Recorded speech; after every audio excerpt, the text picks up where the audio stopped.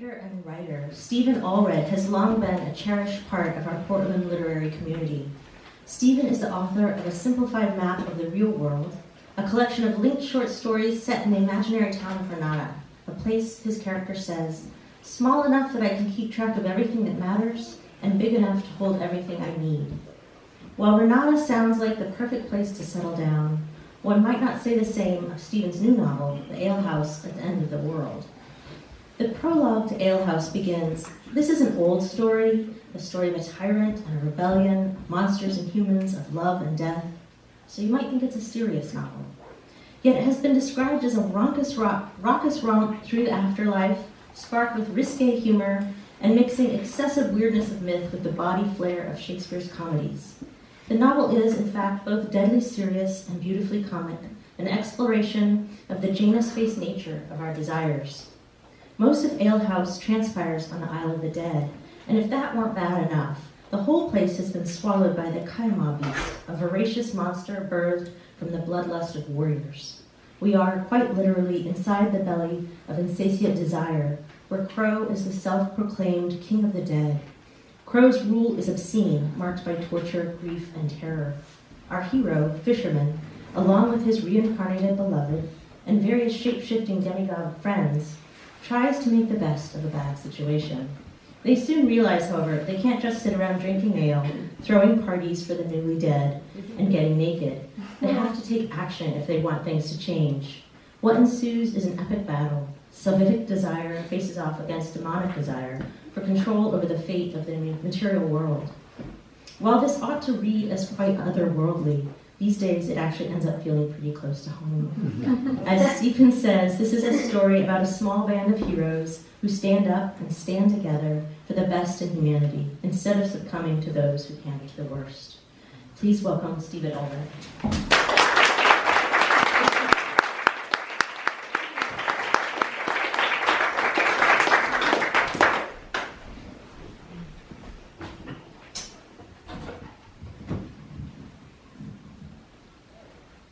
Thank you all for coming. I am so honored to be included with this group of writers, and I also curate a reading series, and so I want to call attention to the amazing introductions you've been doing for us.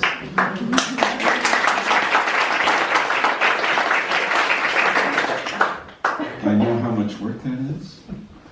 I know when I've been read and read carefully and well, and I am truly honored by that, and I think I speak for all of us. So I'm going to read a scene from this novel. Here, let me hold it up for you.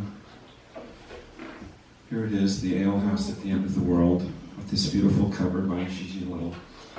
We're deep into the novel, about halfway through it. Our characters are Devi Shri, who is a Balinese fertility goddess. She's also called the Rice Mother. And she is speaking to two other female characters. One is the pelican. Picture a 6-foot-tall talking pelican. And she's the other character is Cariña, who's also called the woman. And I think that's really about all you need to know. This is Debbie really explaining kind of who she is and how she got to be where she is in the world.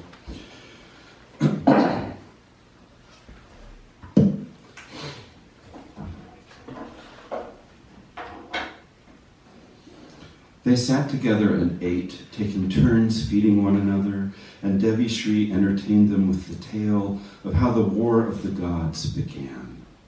She sat in lotus position atop a flat boulder with her back to the sun, drying her wing feathers. "I lived in the palace of Batara Guru, my foster father, he of the 4 arms and the Ophidian neck. And I grew from a little hatchling doted on by all to a young woman who was desired by all. Even Batara Guru desired me, forgetting in his lust that I was his daughter, and he wooed me with lavish gifts. He ordered the other gods to build for me a palace, which is my home to this day, and he bestowed upon me these wings with which I fly. Here the goddess stood and spread her wings, turning so that her audience might see their beauty. At first I thought he was acting out of a father's devotion, the goddess went on, once again seated. But he lured me to his bedchamber with the promise of a gift beyond all others, and there he showed me his great calm and asked me to touch it, to prove my love for all he had done for me. I refused him and fled to my brother Sedana's palace. Sedana gathered many of the gods to a great council, and it was decided that Batara Guru must be killed for his attempt to corrupt me. But some of the gods did not believe my story, and they sided with Batara Guru, who told them it was I who had tried to seduce him, so that I might take his calm in my mouth and devour it, and thereby gain all his power for my own. There was a furrow between Devi Shri's eyebrows, the only sign on her serene face that her tale troubled her in any way. This was a foul lie, and further proof of Batara Guru's corruption, for it is ever the case that power lies heavy on the soul of anyone who bears it. I wept for my father, who had lost his way, and I refused to fight against him and begged for a truce, that we might avoid the war. But Batara Guru, in his pride and in his shame, would have nothing to do with peace, and so the war began. Here the goddess paused to take a sip of water from her teacup, and thus refreshed, she went on. Now it so happened that at the same time there was also a great war in the material world, and the dead arrived on the shore by the thousands, waiting for the canoe to take their souls across. Sedana and Batara Guru made great speeches to persuade the dead to join one side or the other, and the hot breath they exhaled filled the death with battle lust, so that even women and children became warriors. Fate decreed that the battles be fought at sea, and the two armies, Sedana's and Batara Guru's, they each built many warships, and they forged many swords, and they sailed their armadas out to where the water was deep. There they flung fireballs at one another's ships with trebuchets, sinking some of the ships outright and destroying the sails of others. They boarded these floating hulks and hatted one another with their swords and their knives and their cudgels, bashing in skulls and beheading the bodies. They fought for 40 days and 40 nights, first one gaining the advantage and then the other. The killing never stopped until the sea was red with blood, until the bodies filled the sea and covered the waves, and one could walk from one shore to the other upon them. The goddess stared off into the middle distance for a moment, and brought her palms together and touched her fingertips to her forehead in remembrance of the dead. The bloodlust that had consumed these fallen warriors sank to the bottom and gathered there like quicksilver, said the goddess.